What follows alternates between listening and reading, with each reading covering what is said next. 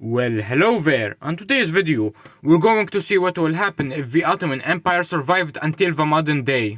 So if you don't know, this is a sequel to a different video that you don't have to watch called What if the Ottoman Empire survived until the Cold War? The only thing that happened is that the Ottoman Empire, when they invaded Transcaucasia, they annexed Georgia. All you need to know is that they did that, and they also annexed Bulgaria and the Turkish parts of Greece. But unfortunately for the Ottoman Empire, the Treaty of Geneva will be signed, which will cause them, unfortunately, a lot of trouble. Because in the Treaty of Geneva, they would make rules of war and crimes that states cannot commit. And the Ottoman Empire, unfortunately, mistreated a lot of their population, like the Armenians, the Christians, the Greeks. So they're gonna get sanctioned by the United Nations. And unfortunately, most of the Ottoman economy is reliant on oil, meaning that the government will not be able to afford many of its programs, so it would cut its support to corporations, meaning that many of them would have to fire their employees since they have lower profit margins. So you'd probably see a lot of this man walking around, since a lot of people would lose their jobs, and also they would lower their military budget, which will cause a lot of soldiers also to be unemployed who used to work. And unfortunately for the Ottoman Empire, it will start collapsing. The collapse will start by a revolt in Iraq, and that revolt will spread to different parts of the Arabs, leading to a second Arab revolt. The Soviet Union will start supporting separatist movements in Georgia and Armenia. The reason why they will not outright invade the Ottoman Empire is because they're afraid that if they invaded the Ottomans, the West will be able to will pull out their support to countries like Iraq and the Arabs, and they might even support the Ottomans against the Soviets to stop communism. And there'll be separatist movements in Bulgaria that will manage to capture some small coastal lands close to Romania. But they will not be communist or supported by the Soviet Union, since the Soviet Union is afraid that if they send its support through Romania, it would become more obvious that Romania is just a Soviet puppet state. And also the West will start supporting the Iraqi revolt.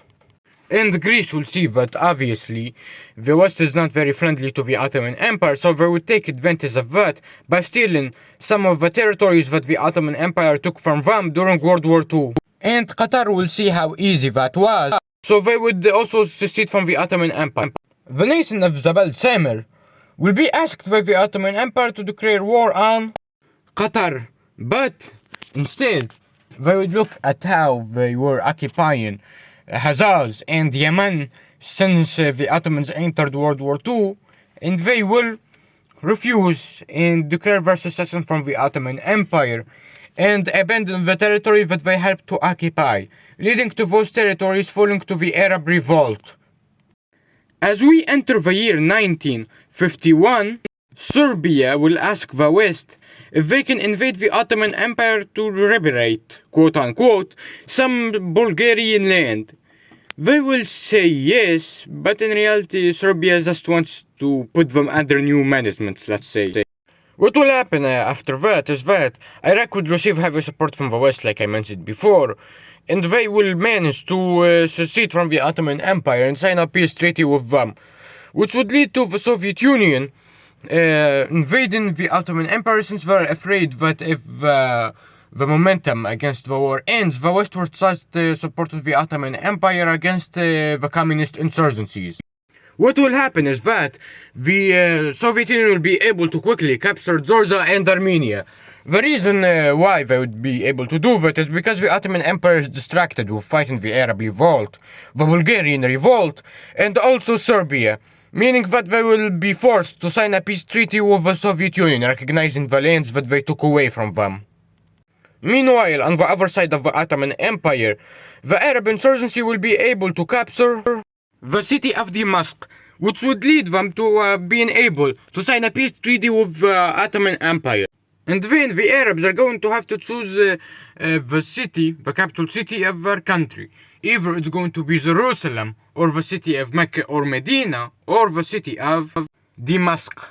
And I think the country's ideology will be democracy. Obviously, it will be Islamist democracy with some socialist tendencies like universal healthcare, free public education. But anyways, let's go back to the war, specifically the Serbian front. Eventually, the two sides on the Serbian front will get exhausted. Mainly Serbia, because their population doesn't want to be recruited into the war and risk their lives for a bunch of Bulgarians they don't care about. And the Ottomans, because their corporations want to trade, but this war basically led to them getting sanctioned by a lot of countries. So both sides will be in a lot of pressure, so they would agree to a peace treaty freezing the war at its current territories. And because of it, Bulgaria is going to try to sign a peace treaty with the Ottoman Empire. You may be wondering, but why would the Bulgarian resistance do that? Well, the reason is because if they continued the war, the Ottomans will not be distracted, so they would fully focus on them and crush the resistance, and the Ottomans will sign it because they are too exhausted from the war. And what will happen afterwards is that the United Nations will build quite a few buildings in Bulgaria so they can investigate and check if the Ottoman Empire is following the peace treaty. Well, there would be a lot of more confidence in the United Nations in this universe than there is in real life. The reason why is because they helped a lot in the war against the Ottoman Empire and prevented the Ottoman Empire from committing genocide in Bulgaria, meaning that they would be more successful. After the war, what will happen is that an Islamist faction is going to coup the Ottoman Empire. The reason why is because they're gonna claim that the Ottoman Empire collapsed due to them abandoning Islam, leading to them suppressing the Arabic language, which led to the Arab parts revolting, which led to the collapse of the Ottoman Empire.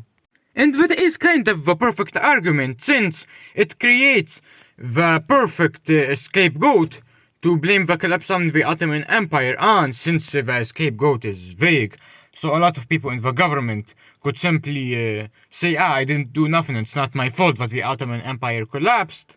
And also it has an emotional appeal since it's connected to Islam. But before the coup, there would be a long period of poverty that would last for a few months, or even years, depending on how the Ottoman Empire and the political factions on it act. But basically what will happen during that period is that a lot of people will start putting their kids in religious schools since they're cheaper, and some people will also become more religious due to poverty, which is very expected. So when the coup gets executed, it will be supported by corporatist factions in the government and the Democrats, and also the Islamists. So basically everyone who's not in the government, or the entire population you can say.